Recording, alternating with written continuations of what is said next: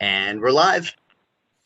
Greetings, everybody, and welcome to the 21st episode of the ABT Time podcast, the podcast that proves that the world doesn't ever have to be boring. And if it's podcast time, it means it's 3 o'clock in the afternoon in California and 8 in the morning in Melbourne, Australia. Jen, are you there to join us? Dr. Jen Martin. I sure am. Hey, it's our 21st birthday, Randy. Where's the cake? Where are the balloons? Where's the champagne? It's our birthday. Like we're aging rapidly. Yeah, I agree. And we're going to age more rapidly today because joining us are going to be our two unclenchable colleagues, which together we are a team known as the Unclenchables. This is our second gathering of the Unclenchables, and this is our new artwork. Let's have Unclenchables assemble. Rod and Jade, all coming to us from Sydney and Canberra and Melbourne, Australia. Yeah, the three Australians. I'm a little embarrassed, Randy. You didn't tell me it was a birthday party. I didn't bring you anything. Well, Jen's clearly the birthday girl with the best, Jade is the birthday girl with the best photo ever there in our artwork. In fact, let's have a close-up. There we go. Rod, I can't believe you didn't send me presents to Melbourne. I'm concerned. I didn't know. Randy might be a communication professional, but he's not good at it, so I didn't know. We are a communications team, and we've got a special guest that's going to join us for just a few minutes in a moment. And just to introduce who the three of us are. So Jen is the co-host, head of science communication at the University of Melbourne. Rod is at Australian National University in Canberra, where he is the something or other in the something or other institute. What are the specifics there? You are the I totally am. deputy director. For now, Deputy Director, Australian National Centre for the Public Awareness of the Sciences. There you go. And then we have Jade, newly arrived back in Australia and just about to get out of quarantine, head back to Melbourne. And she is from Reagency Communications Corporation. And and what else these days? You got another credential for us, Jade? Yeah, well, a CEO of Reagency, normally based in New York, but currently a guest of the Sydney Police in hotel quarantine. There you go. Excellent. All right. So before we get into all of our stuff, we got our special guest, our recurring guest, Amag, Amag, are you still 17 years old? I turned 18 now. So I am an adult now. Yeah. It's official. Okay. So there's your introduction for who the team is, Amag. And yeah, you want to give us just a quick little update on you're about to head off to NYU and you're going to be studying cinema there, and tell us what's going on. Yeah, so I'm already at NYU. I'm actually in my dorm right now, and I'm studying basically science filmmaking. I get to make my own major, so that's really fun. Yeah, so I guess that's a quick intro to who I am. Thank you for having me. This is great. You betcha. Well, we're going to keep having you back as our ongoing project. And also, just to warn you, on Friday, you and I are going to have a little chat, and I'm going to hit you with some major ABT stuff, whether you like it or not. Oh, I'm excited. I'm very excited. Part of the project. And then let's see, you've got that video that you sent, and yes. Tell us what's that in a contest for? Yeah, so it's in the Breakthrough Junior Challenge. It is a pretty large, I would say, film festival. It's basically a challenge for 18 and under to make a video on a complex science topic in under 3 minutes. So my video is now top 30 overall. The winner gets about $400,000, and the prize gets presented in a big, huge event in California. So I'm really excited to hopefully win that. And now we are in the popular vote stage. So the top 30 videos got posted on their Facebook, on the Breakthrough Foundation's Facebook, and the most amount of likes, or each video in each region with the most amount of likes, moves on to the next round. So basically, awesome. I need to get as many likes as possible on my video. All right, we're going to give you the unclenchable bump, we hope. So we'll do what we can for you, and I'll send everybody the video when we're done, and then the next couple of days or so, we'll do what we can. And who knows what that translates into anything, but every bit helps, right? Yeah, I appreciate it. Thank you so much. You betcha. And anything else important? Otherwise, we'll let you get on with what you said you had to take off. Yeah, I have a class in about 5 minutes, so I'm gonna have to run there. But I mean, there are a few things, but I'm sure we can get to that on Friday. Yeah, definitely. All right, you and I will dive in deep on the ABT and lots of other stuff. And okay, I will check back with you. And thanks for checking in with us.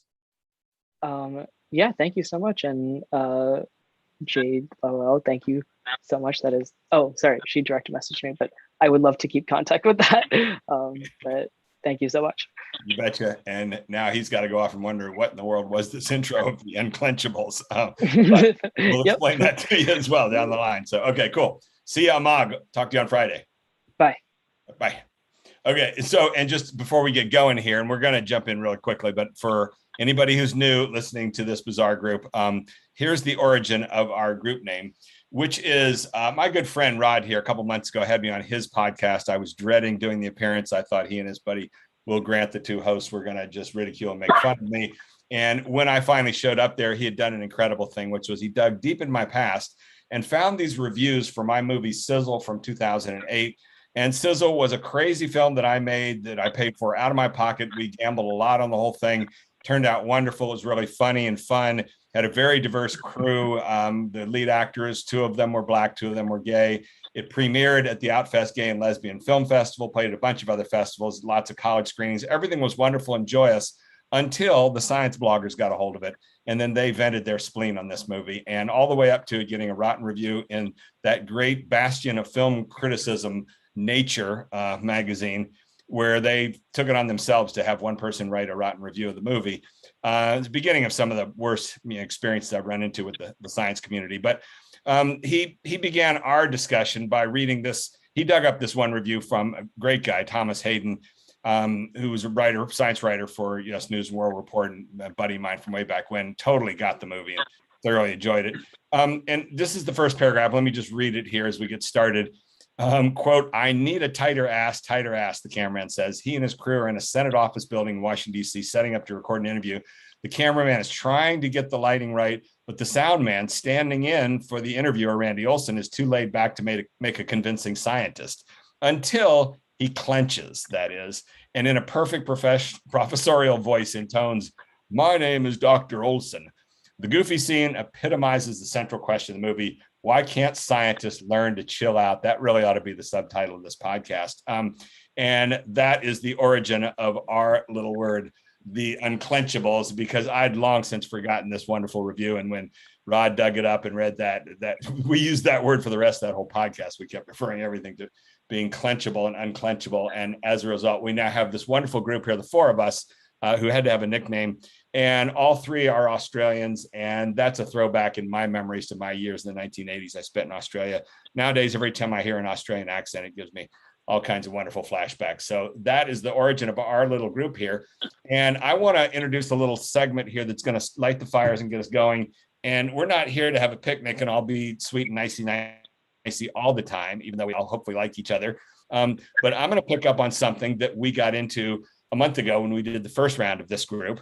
And 2 of you may get a little bit irked with my bringing this up, but I want to dive into it because we're here to talk about communication. So there is this term that cropped up in the US a little, a year and a half ago with the Black Lives Matter movement of defund the police. And it was presented at lots of rallies and painted on streets and things like that, and represented really the far left. Last November, there were a number of Democratic candidates who lost in the election down ballot. And for the pundits, they immediately got on TV within days and began blaming part of those losses on this slogan, saying, defund the police. They chose the wrong term, just didn't play right with the public and offended people and resulted in these people losing their positions. None of that was based on any data research, anything like that. It was all these gut instincts of all these instant experts on TV thinking that they know communication. Well, let me show you now a little clip here. This is from Spike Lee. In the past week, released a 3-part documentary on HBO. And I just filmed this little bit with my video camera, my iPhone off the TV screen. So the audio is a little low. You may have to lean forward to hear it totally. And you'll see it shaky cam, but it's about a minute long and it sort of speaks for itself.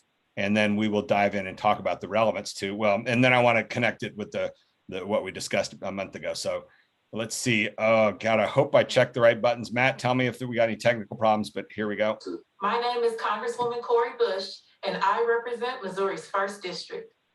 Words do matter, but people have been talking about reallocating funds as it relates to our police department, diversifying, and all of that for years.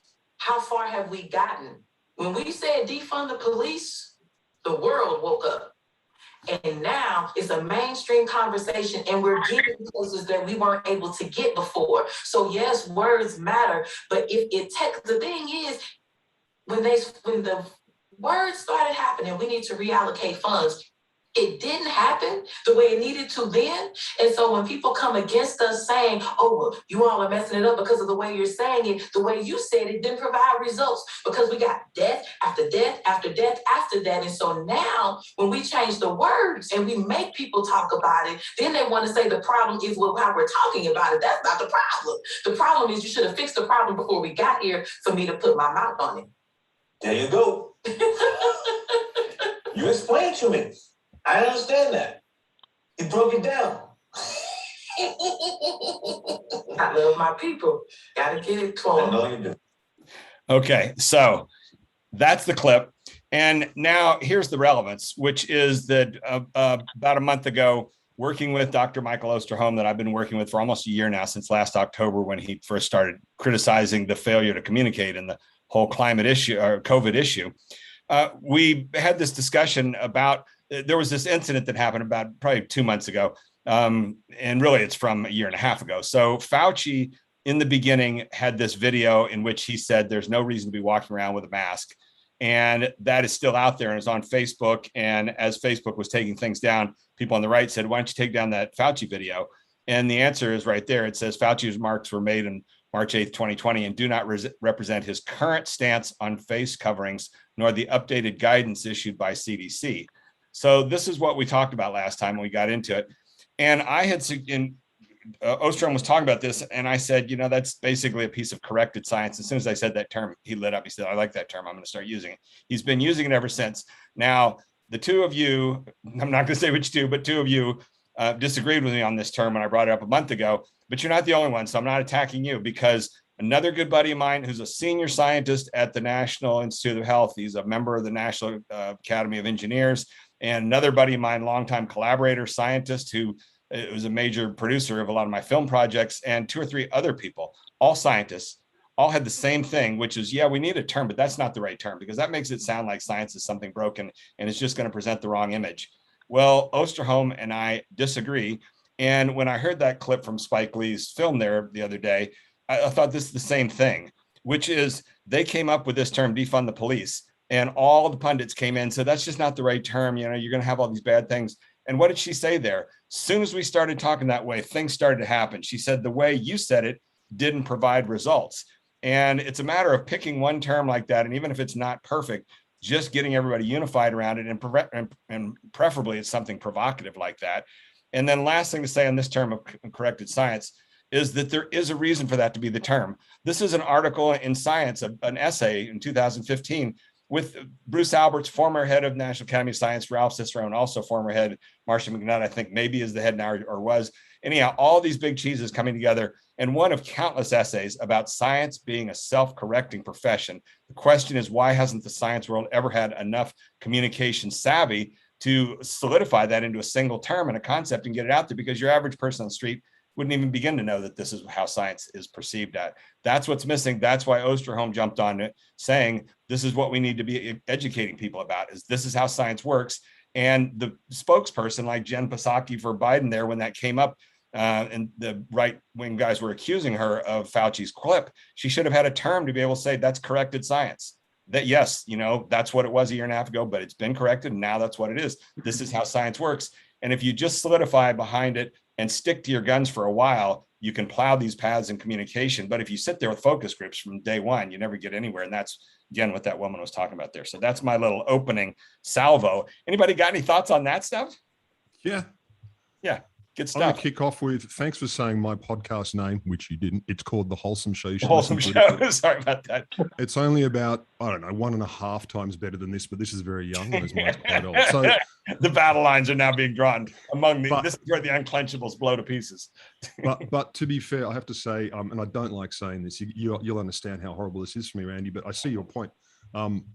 Normally, I just like to argue with Randy because often people don't, and I think he deserves an Australian to kick him in the groin a few times. I know Jade helps particularly, but yeah, I take the point that the purpose is cut through, and that's the first time I've heard it expressed that way.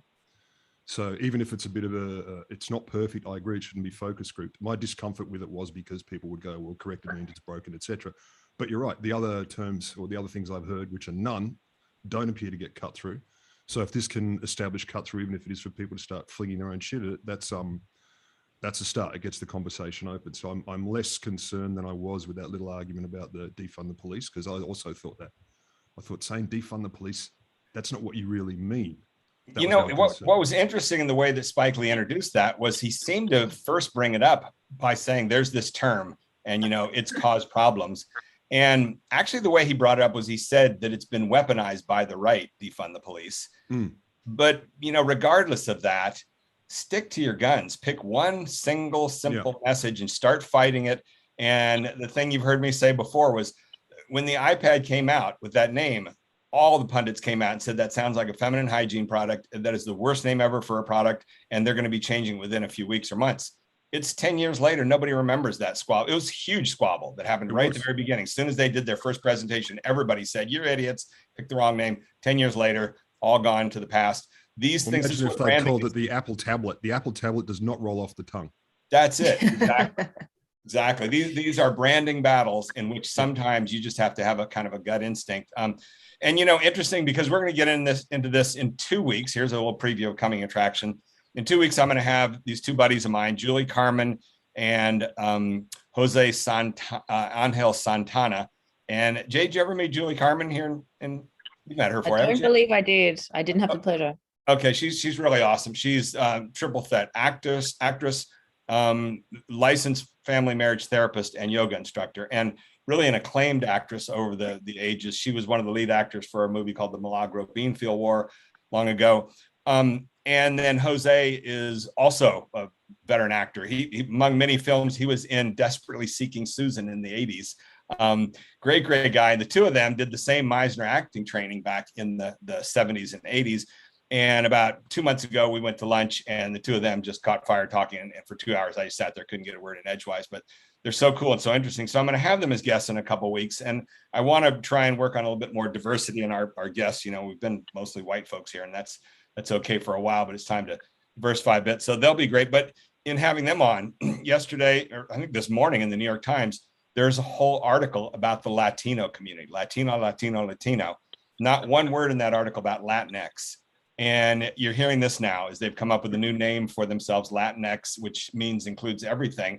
But like you say, it doesn't roll off the tongue. Latino is beautiful and has worked for ages. Do you really need to mess up things with Latinx?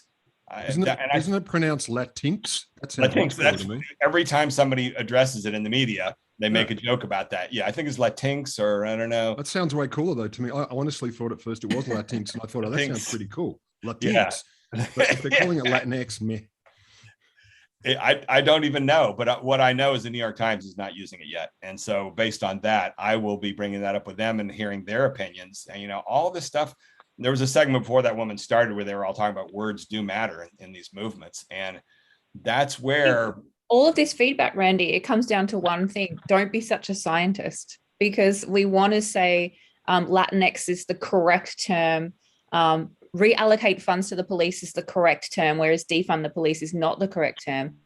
If we're such a scientist that we insist on the accuracy, then we're going to have so many caveats that our message doesn't have actual cut through. But by, you know, not being such a scientist and finding terms that actually relate, you know, resonate with the public, then your message gets cut through. If not, no one hears your message. So it doesn't really matter how accurate it is, does it? Absolutely. And I don't know how, you know, and well, then here's what a scientist will say. Well, then, all right. So then how do we know when a message quantitatively is good enough to go with? You know, that's where you got to have intuition. You got to have an ear for it. You got to have at least have some experts that you trust. And our experts tell us this thing has a good tone to it or something like that. But Randy, I kind of feel the same as Rod does. Like, you know, if you want to have an argument, I'm always happy to argue with you because it's good fun. But I don't have a big problem with corrected science, and I didn't last time we spoke about it either. It's just that I think Rod and I both had an initial gut reaction of knowing exactly what the Murdoch press in Australia would do with a term like that, because it would not lend itself to our cause the way the press here works. But, you know, if that's the only term we've got, and if that's a term that people understand what it means and they're going to start using it, then I'm all for it. I don't need to argue with you, but the press here has a very particular way of mangling ideas like that. This is where the science world suffers from an absence of leadership, which is that if you had leaders, they would get together and just take on Murdoch and say, here's the battle line. We don't care what you say about self-corrected science or corrected science. We're telling you, we're the experts. This is our field. We're defining this term for the rest of the time. Now we're all going to get behind it.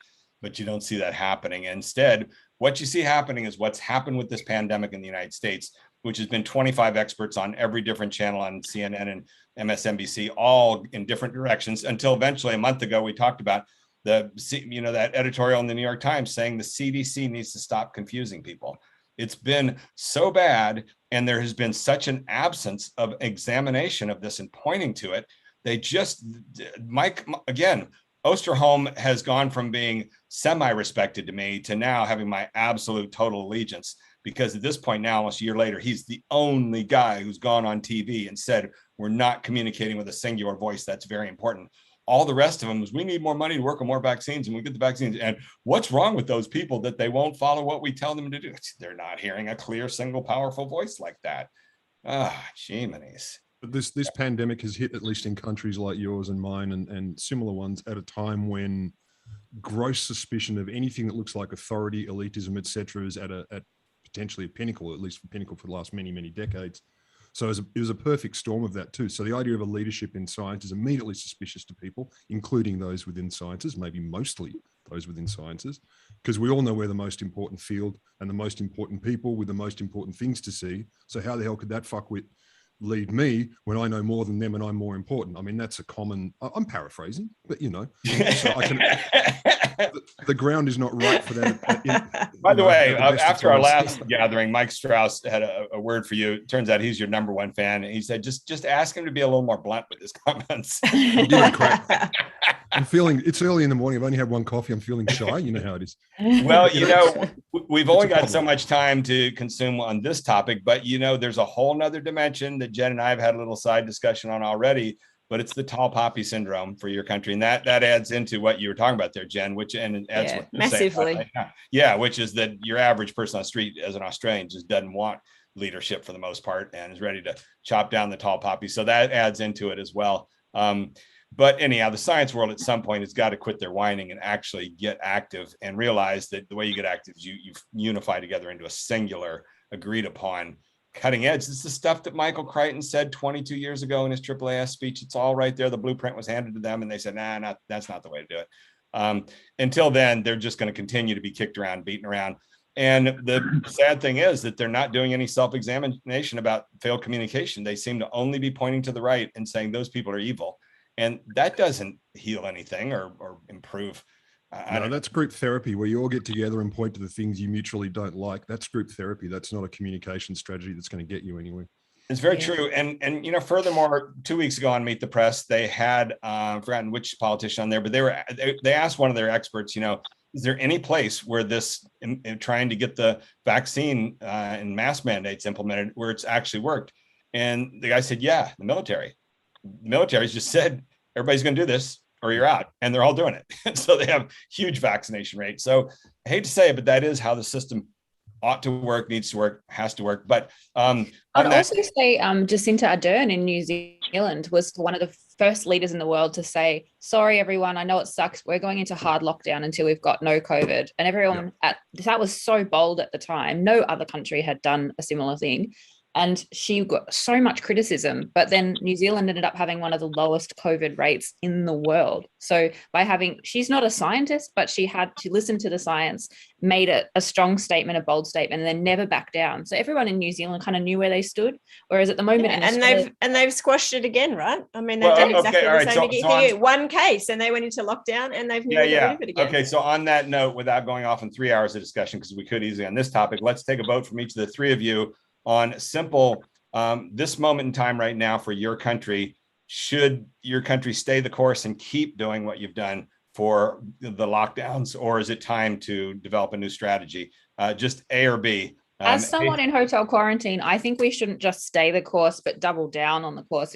Because at there the you go. moment, I know in Victoria, we're Okay. saying, oh, we're just going to extend the lockdown another week. If they would just say, look, sorry, guys, we're going to be in lockdown until the end of November. I know it sucks, but on December 1st, whoever's vaccinated is vaccinated. Good luck to you. We're going to open the borders. And everyone would go, oh, I could do that. I could stay in lockdown for that long. But at the moment, it just feels like we're not really sure where we're headed. There's no end in sight. We don't really trust our leaders to give us the right directions. We can't make plans.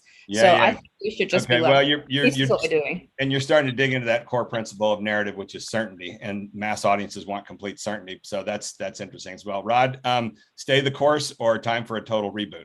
My vote is, it's like my life motto: do it hard and fast, and then get out. Same thing. Same as Jade, only slightly shorter. Yeah, stay the course, only harder. Okay. And Jen, stay the course or time for a reboot? 100%. There is no point right now. It makes a mockery of everything we went through last year to just say, oh, fuck, it's too hard now. Let's stop bothering. We absolutely stay the course, go harder, get over the fact that our Prime Minister screwed up beyond anyone's belief our vaccine rollout, get everyone vaccinated, and then we can come out. But if we come out now, it's, I'm 100% with Jade and Rod.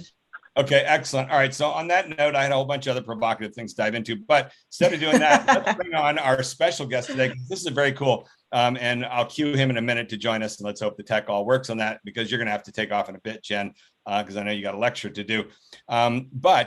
It dawned on me the other day, somebody last week said, so who's your audience for your podcast? And I said, I don't know, me. That's it. I'm the audience. I listen to these things. Me and my friends, says Randy. That's not even my friends, just me, and I drive up to Oxnard to surf. It's an hour each way, and I listen to a podcast, and I don't like any of their podcasts, but I love re-listening to these things. I mean, these are all my favorite people that are having on here. And so today's special guest also is in that same group of favorite people. Years ago, when I was a postdoctoral fellow at the Australian Institute of Marine Science, that place was this big building monstrosity in Townsville, which is amazing. Your government very wisely, single-mindedly, single narrative, went out there and built one huge, well-funded facility to study the hell out of this reef, did it systematically. And I was hoping Jeremy Jackson would go into more detail on it last week, but it's really admirable how you took this systematic approach to your reef. And in this gigantic facility and all the bizarre places outside of Townsville where you have to drive these commuter cars 45 minutes to get out there. But when I was there were probably 200 people working there. And it was in this big building that had I think 3 floors upstairs. And those were all brightly lit with artwork on the walls and blue carpets and all this sort of stuff. And then there was this machine shop down below in the basement, basically. And the work that I did there, it was a dream come true. They gave me tons of funding and to build all this complicated equipment for culturing larvae out in the ocean. And so I set to work with the machinists down there and instantly hit it off with them. They were my favorite guys. They were great storytellers. So not a coincidence. I spent a lot of time down there. The head guy, George McNaughton, was this Scotsman who's just got the wildest, funniest sense of humor ever. And then John Small is our guest, and he became part of not only making my equipment, but I took him out on some of our cruises on ships. I think I even brought him up to Lizard Island. We're going to dig into that. And then he years later came over and visited me in Hollywood, and we've stayed good buddies over the years.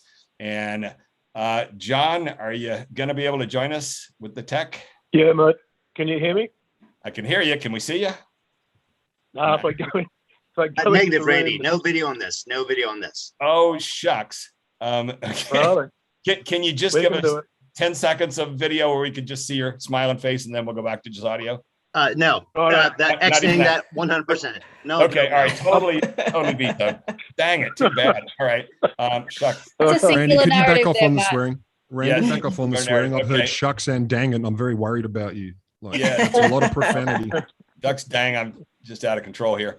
Okay. In that case, Jono, give us a little bit of background. How did you happen to stumble into a job at the Australian Institute of Marine Science? Well, pretty simple. I played in the squash team, and one of the members of the team was a scientist. I didn't know that. You might remember him, Peter Moran. Of course. There was an ad in the local paper. I showed him my write up what I wanted. He says, "No, totally wrong, mate. That's all heavy engineering stuff. This is fine, delicate work." I said, "Righto." So I just changed my story. And he looked at it, he says, "Yep, I'll take it down to George Mack, see what he thinks of it." That's it. And how many other jobs had you had with scientists previous to that? Oh, never. I was in heavy engineering. I worked underground in the mines, like in Australia and overseas in Irian Jaya, like doing heavy diesel fitting and machining work. So, but nothing. It was an absolute eye opener when I went out there to Ames. So there you were taking orders from schmucks like me coming down there saying, can you build this and that for me? And then we take it out in the field and break it and bring it back. And your thing broke, can you fix it?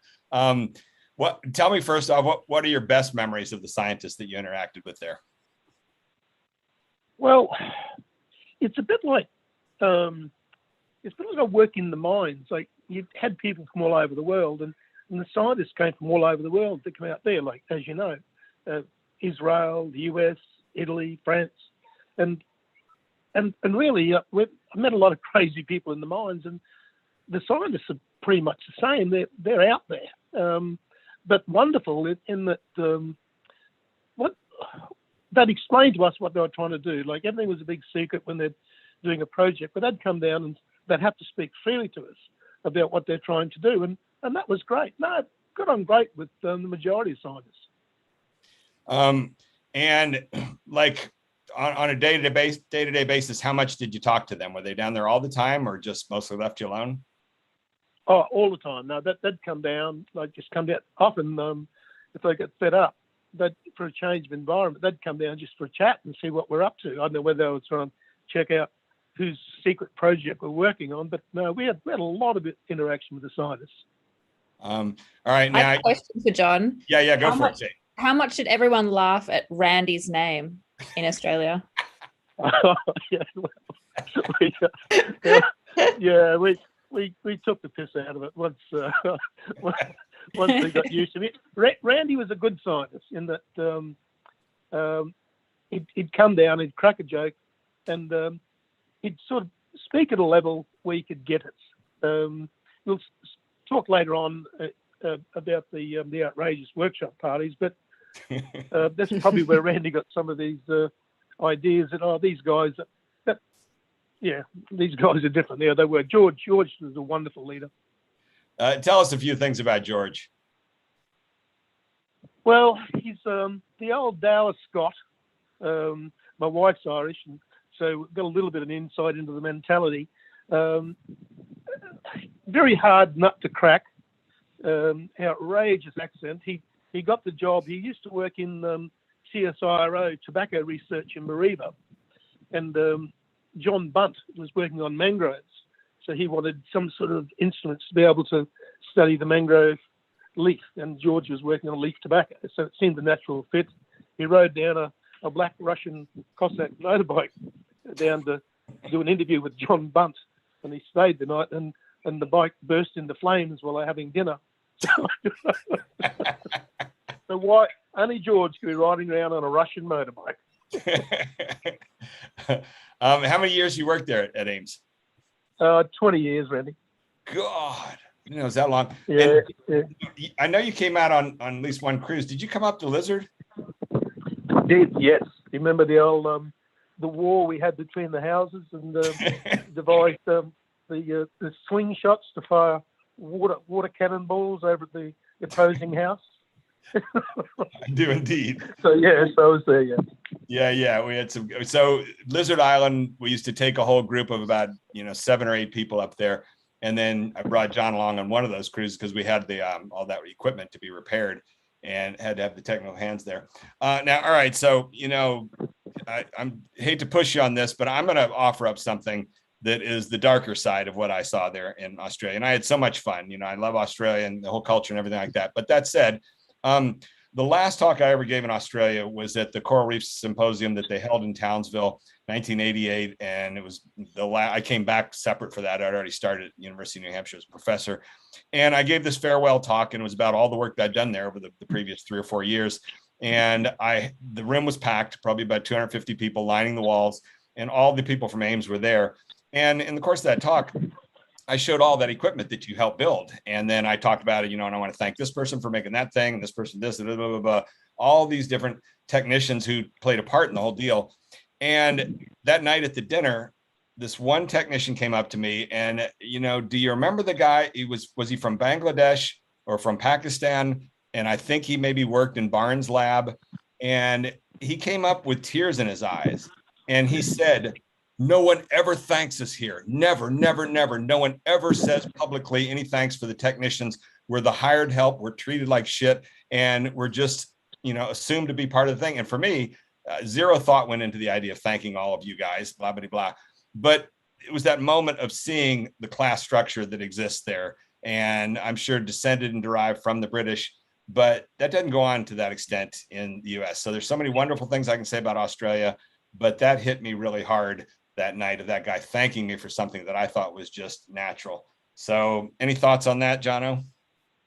Actually, you've hit on something very important to me. You invited me to go to that Coral Reef Symposium in '88. Now, I sat down beside, he wasn't even a scientist. I won't mention names, but a scientist off-side. You get your first thing. And they really, some of them got their head up their bum. And he looked at me and he says, "What are you doing here? You're getting a bit above yourself, aren't you?" And I thought, I could have thumped him. I really could have. But anyway, I sat there and I thought, oh, well, Randy, you had invited me to go. And then you made mention from the stage, and like to thank such and such and such and such, and in particular, Johnny Slingshot Small. I just turned to this guy and his eyes popped open and I just looked and smiled benignly. But yes, thank you very much for that. And you did do that.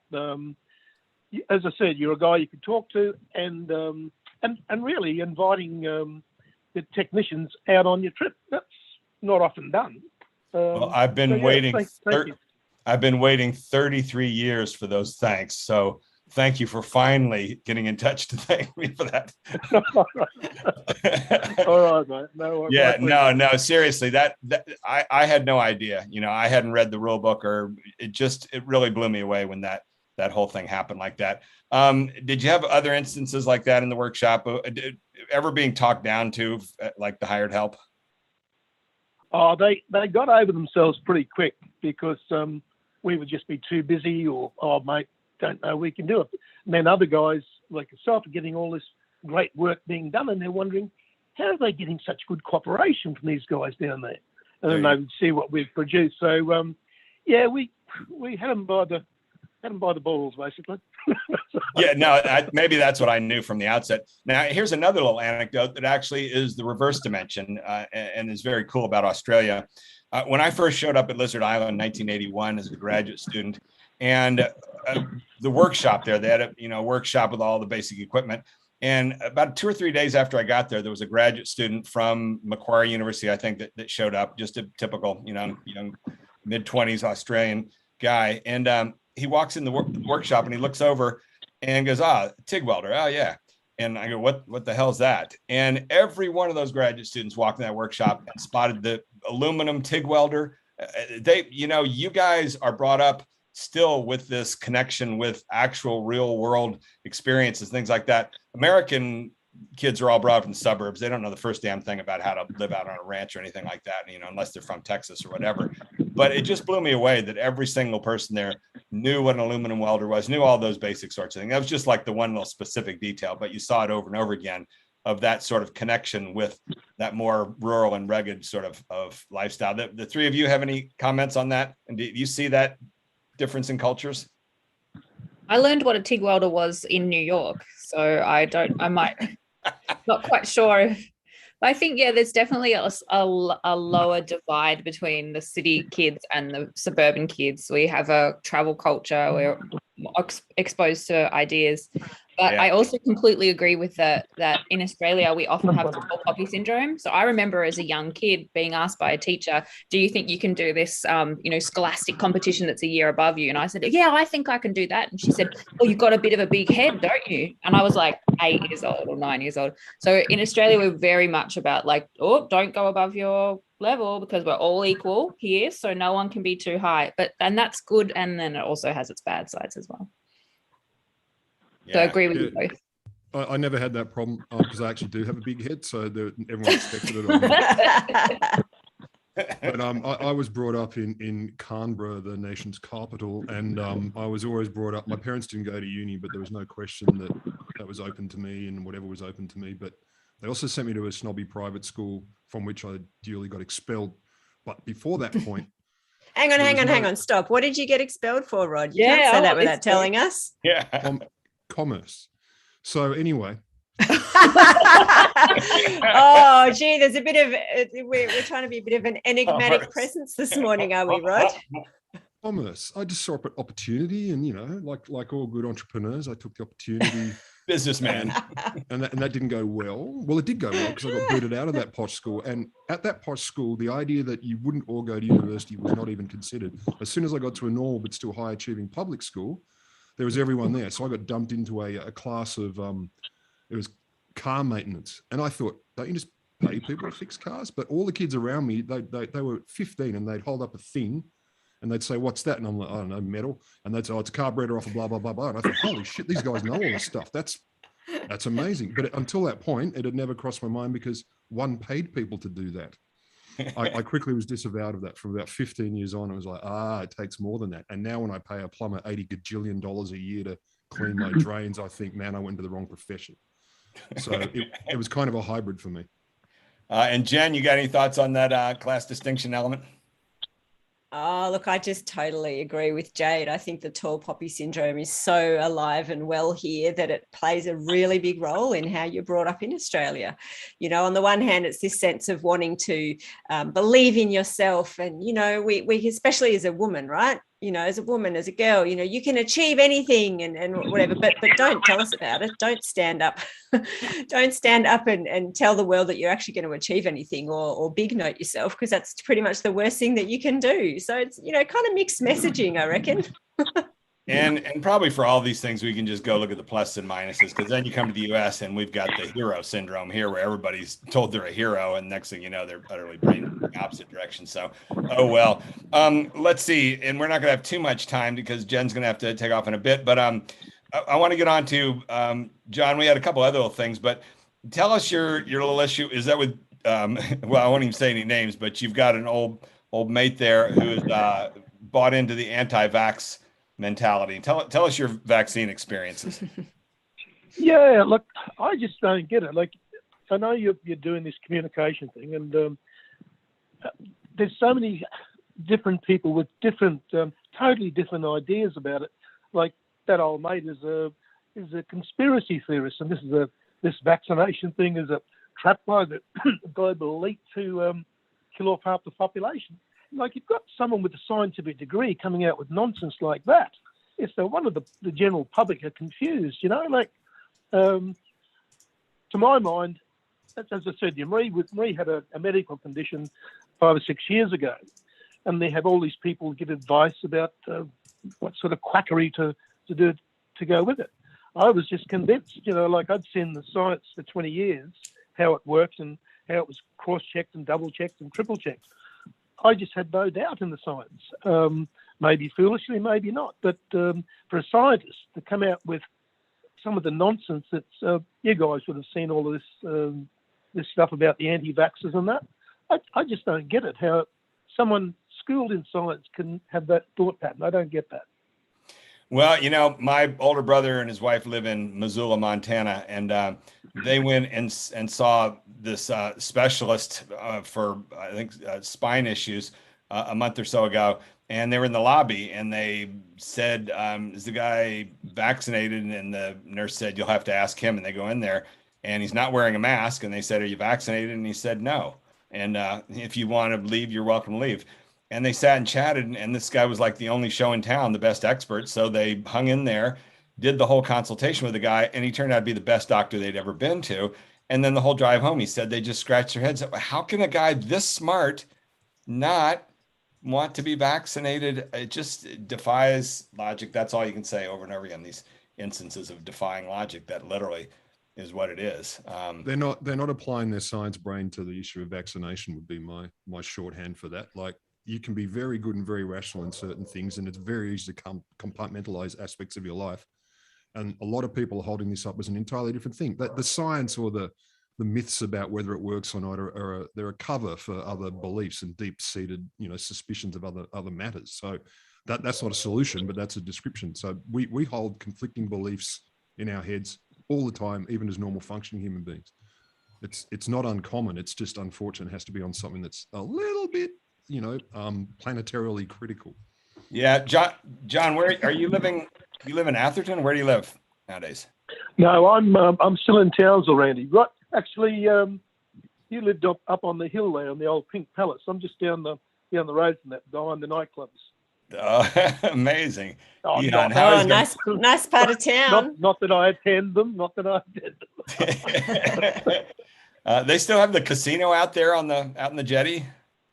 Yeah, they've done that up recently. It's really nice. They're going to go ahead with it. You have the casino, then they fly the guests up to Orpheus Island, where they've done another resort thing, and then the cattle station. So it's all tied in. It's going very well. And what about the old Coral Reef Wonderland? Is that still existing? They've just ripped the section of that down, and I think they're redoing it, like a multi-million-dollar refurb, but that's in the process of being torn apart as we speak. Wow. And tell us a few more. You and I traded a couple of notes there. Your best and worst moments there in the workshop in 20 years at Ames. Well, I'll go through the worst one first, and we'll finish on a happy bit. The worst part was when they changed the whole structure of how it ran. Like, it was very free. As I said, George's philosophy on leadership was, there go my men, I must follow them. And I'd never had that before, because I always worked in a very regimented environment. And it worked wonderfully. And then they changed it over to a very structured thing of who you could see, what you could do, and it just didn't work. But coming up, an example of the madness that went on, like, we would have, there used to be all the modules, like corals, fish, mangroves, whatever. And as a scientist, they have a bit of a party. So we thought, well, we could throw a party. We'll throw one at Christmas. And then we'd have these outrageous skits. Now, wait a second. Hang on. Let me underscore this. This is probably the hardest I've ever laughed for 1 solid hour in my entire life. And the Christmas party in 1986, I had no forewarning as I went down there for what the hell was going on. Everybody was already drunk. I mean, that's a major difference from United States laboratory institutions and ships. They don't allow alcohol on ships at all in the U.S. Every cruise we went out on, Ames began by loading pallets of beer into the ship. And that Christmas party, you guys had worked all year long making these individualized gifts for individual scientists that all had backstories. That's what I wish I could have filmed that one that year. And let me just try and think of a couple of them, because the director that year was this guy who was a very pious and studious man who always wore, coat and tie, and was a workaholic. And the guy had worked himself to death, and one night in exhaustion drove home, fell asleep at the wheel, and drove off the road into the brush and hit into a tree or something. And so, just as one sample of the many gifts that they had worked on all year long, was they made this crown for him, because he was like the king of the whole place. He was the director of the whole institute. And the crown had a leather chin strap on it, I'll never forget it. And then it had a bar that came down with a ball on the end of it. And it was for him to wear when he was driving late at night. So as he started to fall asleep, he would honk the horn when he leaned forward with this bar on the crown. And that guy, and that was like one of 20 different prizes there. And then the other one I remember distinctly, that probably is too graphic to tell about, but basically one scientist, as the chief scientist, had been on a cruise on the big ship, had been in the middle of it, having sex in the captain's cabin. Somebody came bursting in, and it turned into a shouting match or whatever. And so these guys had made this little device that was like a slider thing that would hang on the chief scientist's door at the ship. And on one side, it had the stick figure, a couple having sex, and on the other side, they're not having sex. And you could slide it back and forth. It said the chief scientist is in, or the chief scientist is not in. And then the climax of that entire insane party, after all those gifts, was they had this big picture of the director hanging on the wall, made up to look like the Pope. And that's right down there, like 100 people packed in there, all drunk and screaming and howling. And then George is the MC, and he says, and now everybody turn to the Pope. And if you shouted him, he might give us a sign. And so 100 drunken people are shouting, give us a sign at this great big black and white picture. And all of a sudden, these two little red trickles, tears come out of the eyes on this picture going down. And I learned later that behind the scenes back there was my friend John here pumping a syringe with red fluid in it. Is that right, Jono? True, I have to say it's all true. The tragic bit was I hit the syringe too hard, and the director's PA, Jean Tyler, lovely lady, passed away now, had this beautiful white frock on. She got covered in this red dye. I thought, oh, no. Oh my God. But we had I'm not sure if that's a story of Australia or just a story of the 80s. That's a good point. It's a little of each. But all I know was that I went and did a postdoc for 2 years at an American institution. There was never one party that could hold a candle, and the cruises were non-alcoholic and everything. God, you Australians, you know how to enjoy life so well. That's why I enjoyed the 80s in Australia so much. That's why it's fun doing this thing with you guys and your Australian accents and all your stories. Oh my God. Every time I came back to a US lab and I have to sit there and look around, oh man, send me back to Australia. And so what was the very best memory, Jono? Oh, look, to be honest with you, the one that still sticks in my mind was being invited to that Coral Reef Symposium by your good self. Like, Nice. Just as a natural thing. You know, good on you for that. Good on you for your attitude. I was a little bit out of control by then anyhow. So things were changing in my life and I was kind of losing some of my respect for institutions to begin with. So maybe that was. I have a question for John. Do you think that of all the scientists that you saw, that you said you get a mixed bunch coming to do work with you there, do you think that the Australians are some of the more relaxed ones, or do you think that scientists are scientists from no matter where they're from? Scientists are scientists, and no matter where they're from. Like, good answer. There was one. I'll give you a story that sort of goes against the Australian relaxed thing. There was a guy that turned up there, and he, an Australian chap, and I've got to do, his name almost slipped out. I can't do that. He brought his wine collection out to Rains and put it in one of the rooms because there was air conditioning. So, well, in the typical Australian fashion, whenever we had a party, we'd go up into his wine cellar and drink his wine. but he was one with his head up his bum. He was, and just people are people all over the world. Like, I was fortunate to meet so many and get to work with them and talk to them and socialise and have some great fun. You know, 6 of one, half dozen with any group. Yeah, you're kind of breaking up now, so maybe that's a sign that we're at the end of this episode. So, Jono, thank you so much for joining us. Might have you back on again, especially if we could find some way to talk George into joining us as well. That guy's so I'll work on that. Work on that. He's one of the funniest humans I've ever met in my life. He is a natural storyteller. Yeah, truly. Yeah. We got to find a way to have him on. Tell him I'm so sorry about the health issues that he's going through with right now. Yep. And yeah, I traded a couple emails with him, but great to hear your voice. Great to talk with you. And we'll let you go on that note and then wrap things up here with Rod and Jade. And you guys got any final thoughts for the upcoming week or so? You know, I'm going to try and lobby both of you to see if you can join me next week again with our guest, John Sturman, who I spent an hour and a half talking to today, who's a tremendous professor at MIT and has this climate interactive simulation that he's developed and does now at the COP meetings. And it's a huge thing. And I am such a fan of his for 2 reasons. Number one, he's the guy in 2008 who had our article in Science where he took the executive summary from the IPCC reports and had you've heard me tell that story, Jade, right? Yeah. No. Yeah. He had 200 graduate students at MIT and he just said, let's see if these graduate students can understand the science that is supposedly in such simple terms, the executive summary, everybody can understand it. And 84% of them got it wrong reading what the IPCC had put out. And it's such a good note. And you know, what I always say was that should have been held up as here's our problem. Let's get to work on it. And then by 2015, there was another thing about these things that just become unreadable. And then today I had an hour and a half chat with him and he said, it's just gotten worse. You know, it just keeps on going. And it's the obfuscation thing.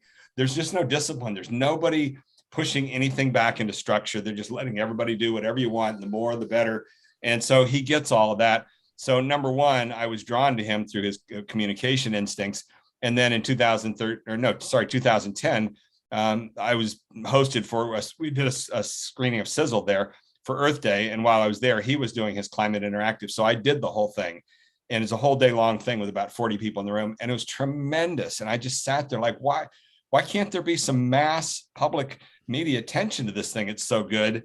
And yet there hasn't been. It's still kind of an academic exercise that he now does with large groups with the UN and with the State Department and at the COP meetings and on and on and on.